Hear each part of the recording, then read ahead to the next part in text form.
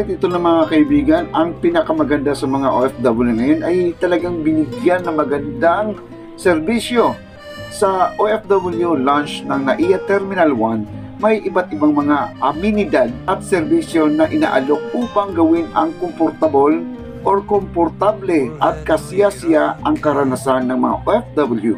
Narito ang mga ilan mga ito. Una, ang OFW Lunch ay nagbibigay ng libreng pagkain para sa mga OFW. Ito ay naglalaman ng iba't ibang mga pagkain at inumin na maaaring piliin ng mga bisita. Pangalawa, ang lunch ay may maluwag na mga upuan na nagbibigay ng komportableng lugar para sa mga OFW na magpahinga at mag-relax bago ang kanilang paglipad. At ito na nga ang pinaka-importante. Pangatlo, charging station. May mga charging station na available sa launch upang magamit ng mga OFW para sa kanilang mga mobile phone o iba pang mga elektronikong kagamitan. Ang pang-apat, ito ang pinakamasaya, internet access. Meron ding libreng internet access sa OFW launch.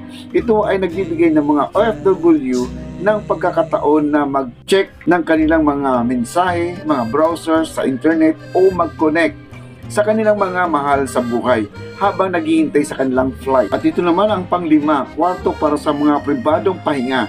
Ang lunch na mayroon din mga pribadong kwarto na maaaring gamitin ng mga OFW para sa pansamantalang pahinga o tulog bago kanilang paglipad. At ito naman ang pang-anim, mga serbisyo na pag-aalaga ng mga OFW lunch ay nagbibigay rin ng mga serbisyo na ang pag-aalaga tulad ng libreng masahe o foot spa para sa mga OFW na nais magpahinga at magpampiring bago ang kanilang biyahe. At binisita po ng ating House Speaker Martin Romualdez ang facilities ng ating bagong launch ng OWA. Kasama po ang ating Head Start OWA Administrator Arnel Ignacio.